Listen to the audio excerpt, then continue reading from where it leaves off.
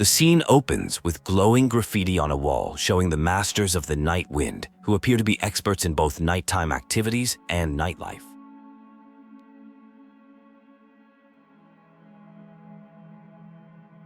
Ororon greets the traveler and Paimon, expressing gratitude for their arrival.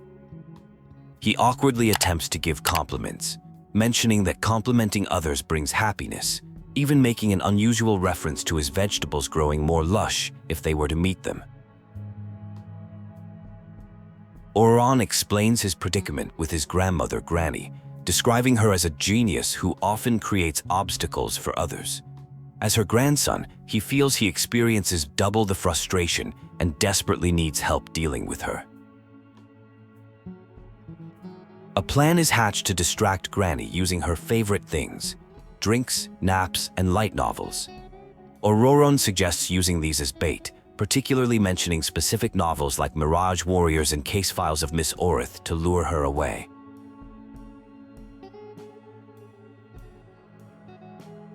Upon arrival at their destination, they discover Granny is no longer at her post by the cave entrance.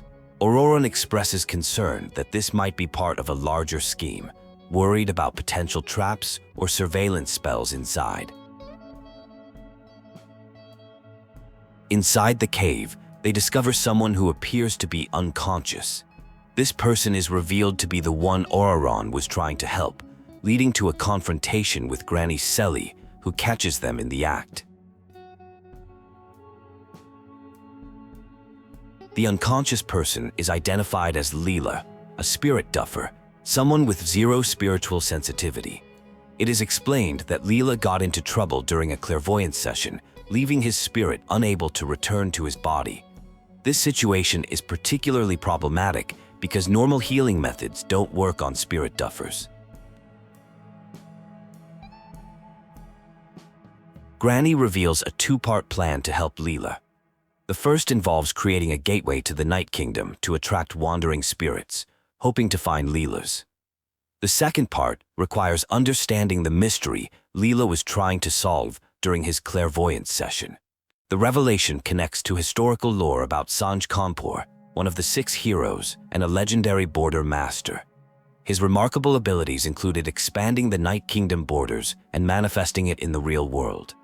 The tale concludes with his heroic sacrifice alongside Tano during the Battle of Marjavari 500 years ago. The situation involves seeking out Sange Kore during clairvoyance, which seems unusually risky.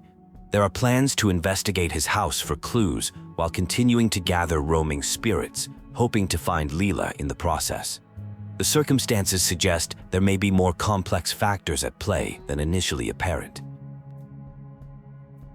Connecting with Sange Kore's spirit has caused disruption, agitating nearby monsters. Help is needed to calm the situation and prevent attacks on innocent people. The priority remains focusing on recovering Lila's spirit. After collecting many spirits, none matched Lila's description. However, new information revealed Lila had recently made a friend named Koku, who wore Anazuman clothing. They were spotted at a camp working on something together.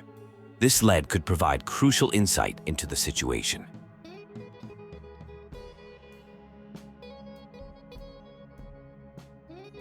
A discussion about hypersensitization therapy emerges as a potential treatment for spirit sensitivity issues. While risky, this brute force approach to clairvoyance raises questions about Koku's true motives for helping, as his involvement seems suspiciously convenient. A broken shard with strong spiritual energy was discovered at the camp. This artifact appears connected to an ancient name and might have belonged to a previous bearer. Its presence explains how a spirit duffer could trigger a clairvoyant experience.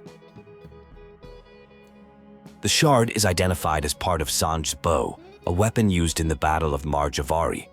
Despite its strong spiritual energy fluctuations, it poses no immediate danger.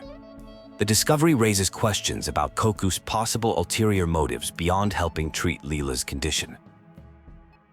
A map appears revealing the Marjavari, a desolate wasteland transformed by an ancient battle.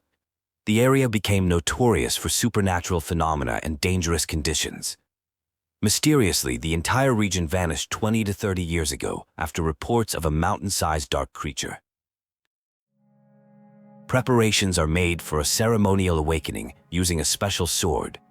Through a complex ritual involving mystical incantations and ancient commands, efforts are made to guide Lila's spirit back to his body. The ceremony represents the final step in resolving the situation. The conversation reveals a delicate situation where Lila was involved in some risky spiritual activity. The others are trying to understand if someone named Kachu manipulated her into doing it. Lila insists it was her own choice, though Kachu did suggest using a powerful spirit relic. The discussion continues about how Kachu provided a treasure related to the Marjavari. Despite being a spirit duffer unable to cast spells, Lila attempted to brute force a spell by immersing herself in spiritually rich substances, hoping to catch a glimpse of spirits. Lila expresses feelings of inadequacy compared to others in the tribe. Someone offers a metaphor about seeds and cabbages to comfort her, suggesting that life sometimes deals unfair hands and some things can't be changed. The conversation shifts as they notice glowing graffiti on walls, mentioning masters of night wind and nightlife. They decide to pause their discussion to get Lila checked by Matlas. A medical check confirms Lila is okay, avoiding serious complications that can happen from extended meditation. Lila reveals she knows about the others through stories and admires them, though she feels discouraged about being a spirit duffer. High Priestess L demonstrates that Lila can now perceive spiritual abnormalities using an illusion trick.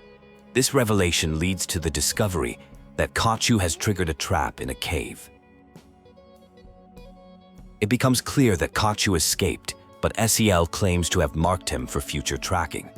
The group realizes Kachu had orchestrated everything to find the location of the Marjavari, using both Lila and the situation as bait. The group discusses how Kachu manipulated everyone, including SEL, who explains she couldn't use full abilities near a sleeping mad sage. However, she managed to retrieve important items before Kachu fled.